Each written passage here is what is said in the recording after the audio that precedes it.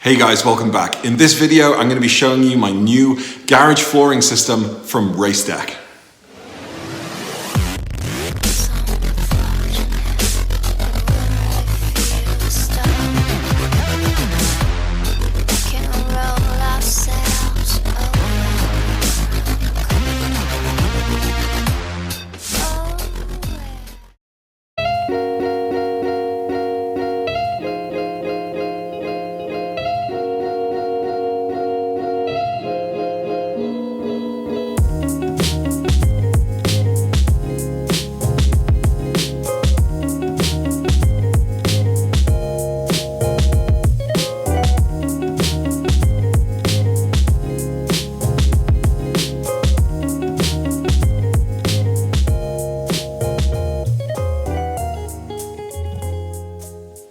Well, it's pretty sweaty here in the Auto Amateur Garage, and that's pretty surprising considering it's winter. But yesterday, I got my my new garage heater installed. You can see in the back, kind of.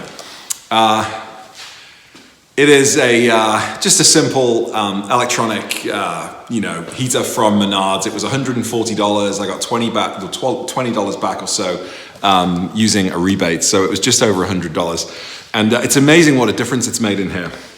Anyway, today is not about heating or my cars. Today is about this awesome RaceDeck floor you can see behind me. It arrived yesterday, and it's now snowing outside. So, work done for the day. I've got a couple of hours here in the garage all by myself. So while it's snowing outside, I'm going to be laying this flooring system. And so far, it's going really well. There are a couple of things that are winding me up a little bit, and I'll talk you through them in a second. But what I love about this flooring is it looks, visually, it's really, really appealing, at least to me. You know, it kind of catches your eye, catches your attention. I really like the way epoxy floors look with the sprinkles. I think they're great, and there are a couple of different, variations you can get. Like, I can't remember the names now, but there's like polyurea, I think, is one version, then there's the epoxy. They look great. I went backwards and forwards quite a bit, and I landed on the tile. And Swiss Tracks and RaceDeck by Snap Lock Industries, I think are pretty much the two sort of leaders out there. I had RaceDeck in my old garage, and although that was a real pain to put down, I figured out that I was doing it the wrong way. So I've learned from my own mistakes, and in this video, and when I'm laying this floor, it's been so much easier so far. So let me show you me putting a few tiles down, and I'll talk you through it. If you're interested, reach out to them. They're always willing to talk to you on the phone, of course, as well as just go back and forth via email. But even if you don't want to pull the trigger, they've got a great flooring designer. You know the way you can go to like car companies and design your dream car? Well, you can go to racedeck.com or swisstracks.com and configure your own dream flooring system. They price it up for you, so it's all really good. But let's check out the garage floor. So the tiles arrive in these boxes. I think there are about 10 per box. I've got the alloy color, which is this one, which is what the majority of the garage floor is going to be covered in. I then have a graphite contrast. Oh look, here's something there. One of the things that drives me crazy. Can you see that tile isn't quite down? There you go, it's in. So I've got the alloy color, I've got the graphite color, and then in the corner of every major square, I've either got a pop of red or a contrast of black. So here we go. What do we do? Well, I've got all the tiles stacked up in the corner. I'm bringing them out a little bit at a time. I'm gonna have to do a little bit of musical chairs in the garage with some of the stuff. Thankfully, the majority of the stuff that was on the floor has made its way up into these storage containers, these ceiling racks that my friends helped me put up the other day. But my plan is to essentially do like one stretch of the garage for one car, and then the next, and then at some point I'm gonna have to move the 911 outside, and I'll finish over there. But yeah, they come in boxes. I'm bringing them out box at a time. And here's the trick. And this is one of the most important things when laying these floors. And surprise, surprise, the amateur did it the exact opposite way last time around. You start in the left as you're facing the garage door, and you go left to right, and then back a line, and then left to right and back a line. And the reason being is the placement of the connectors on the tiles.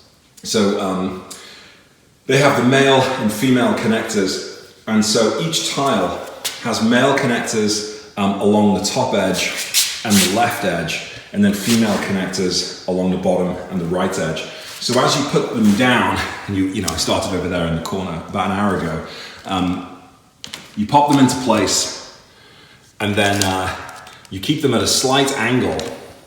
And that's another really important thing. You've got to have them on a slight angle so the connectors go in without jamming up.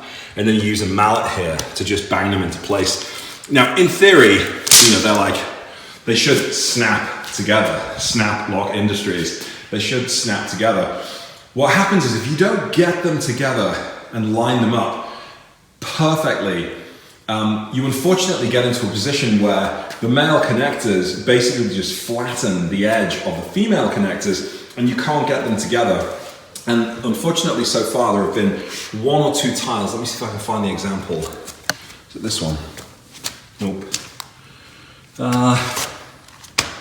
There was one, oh, here we go.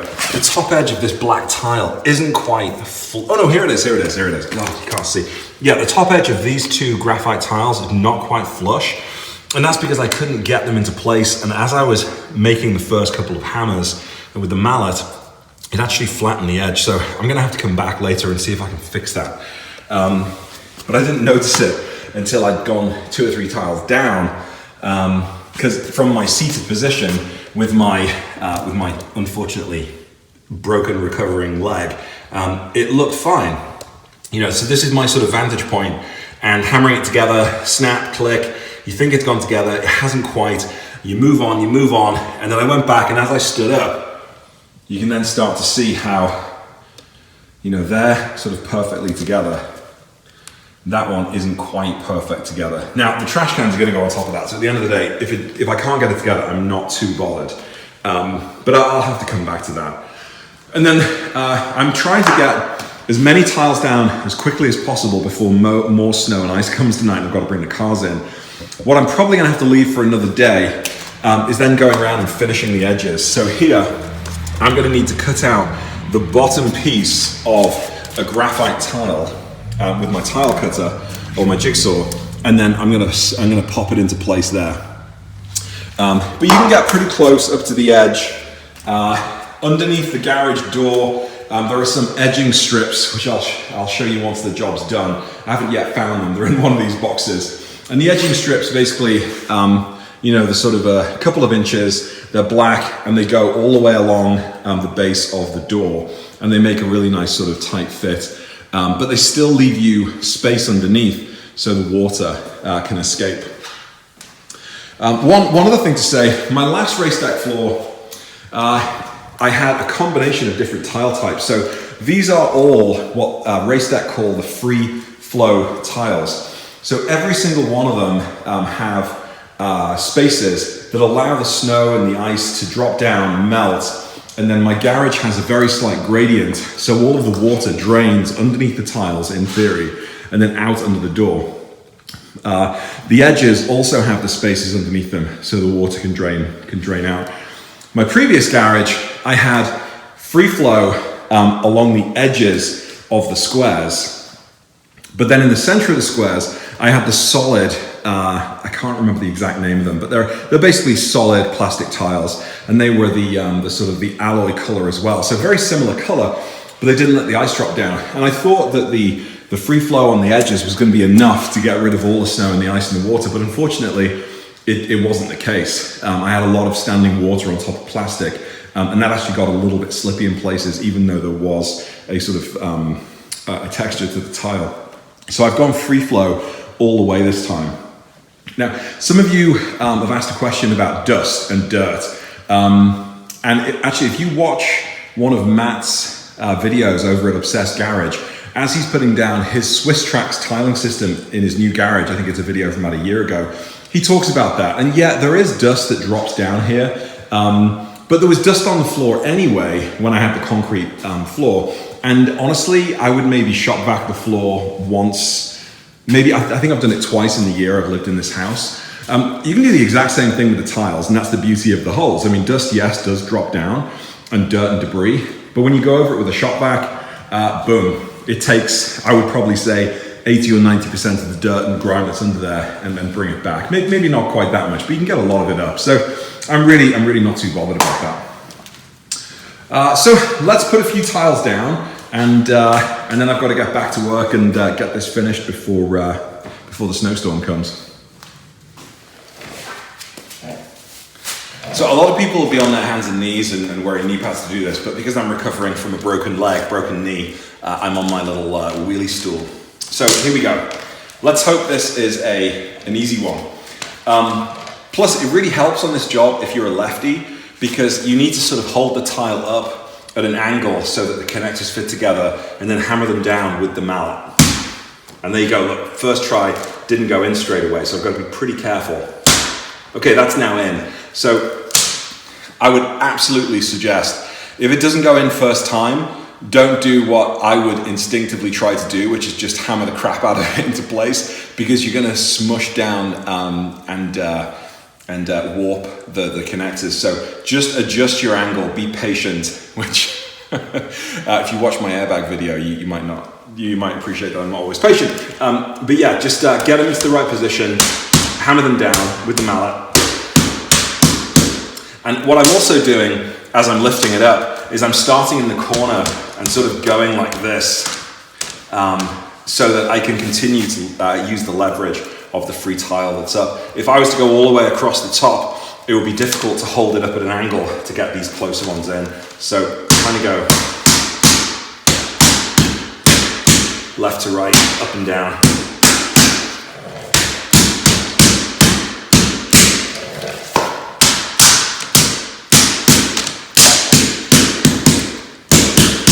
And that's it. It's really that simple. Let's try one more. These graphite ones actually have been causing me a bit of a problem this morning. The alloy ones seem to go together an awful lot easier than the graphite color. I'm sure it's probably in my head.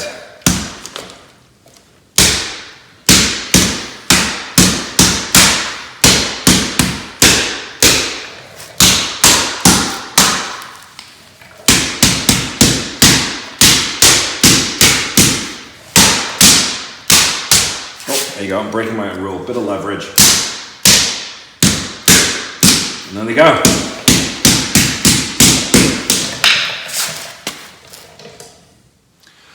Right, so I gotta get back to work. It's taken me about an hour and a half to get this far. And as you can see, I've probably only done about a fifth, maybe a quarter of the garage. To be fair, I spent 45 minutes sort of cleaning and tidying the place first and shop vacking the floor.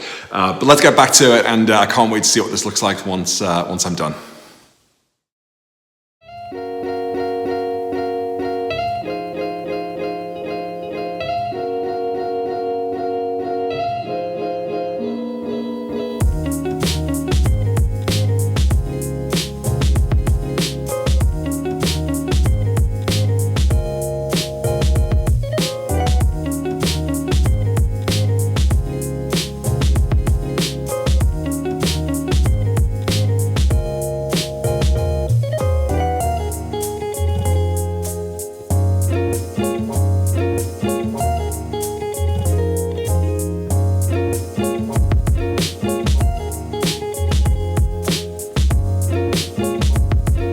Well, you guys, it's been about 4.5 hours, but I am almost done. At least far enough along that I'm going to stop the video for now and give you a quick tour. So let's take a look at the floor. So that was a really enjoyable way to spend a couple of hours. I would say I'm about 95% done. I've got the vast majority of the tiles down that I can get down as a whole. All I've got left to do is the edging. So I'm going to go, just follow the color here, alloy, graphite, and then continue that around the steps here, and then around the edge. That shouldn't take too long. I've got a tile cutter which should make things go pretty smoothly. And then once I've done the edging, the other thing I've got to do is just put down the edging tiles on the very front lip of the garage flooring. So this is what these look like. So they just sit along nicely across the edge there of both garage doors. Again, I'll probably need to do a little bit of cutting here and there. But thankfully I've managed to maintain the edges of the tiles. So I haven't had to cut the top lip of the tiles. Which means that these will just fit under snugly, and then I'll hammer them into place. But yeah, that's pretty much it. I'd love to know what you guys think. It's a very similar pattern to what I had in my original garage, but instead of using the regular free flow tiles, I've used free flow XL. And basically all that means is the regular tile is just one of these, and the XL, they come assembled in groups of 4. So it's been so much easier to put down than the last floor. You know, like quite literally 4 times as fast. I think also I've noticed that there is a little less echo in here as well, with this being down, which you probably expect. Now I didn't plan for this necessarily, but coincidentally, it's lined up pretty well. I've got a bay for the Cayenne, I've got a bay for the Highlander, and if I just move my 911 over a little bit, I've got a nice bay for the 911. That was a happy coincidence. I really didn't plan for that. And then at the end of the week, I've got my cabinets coming, which means I can finally get rid of all of this junk and put it away. So this rear wall here, this back wall, I've got a fire extinguisher that's going to go on the wall. I've got a single cabinet, and then I've got 3 smaller cabinets on the bottom with then enough space for a desk and me to put my iMac. And then I'm going to have 3 small cabinets across the top. That might leave a nice space in the middle for a small TV, something like that. I've got an Alexa Echo coming, so I can use voice commands for music and what have you. So 1 cabinet, 3 or 4 across the top, 3 on the bottom, a space. And then 2 more cabinets on the side. You may also notice, if I didn't mention earlier, that I've got my heater installed. I need to paint the base that it's sitting on, which just brought it down. And I had to do that basically because, oh, here we go, it's kicking on. I can just about reach that to control it. If it had gone all the way to the ceiling, every time I wanted to turn it on or off, I would have had to get the ladder. And then I'm in the process of moving some of this conduit, the irrigation system for the garden. I had the outlet moved over a little bit already. The cabinets are basically going to go all the way to the edge, almost touching almost to where the new outlet is. And then that leaves me a little bit of space on the side to put brooms and golf clubs and random stuff. So that's it for now, guys. Let me know what you think. Do you like it? Do you hate it? Should I have gone for epoxy? I'm really interested, but I love this so much, I really don't care.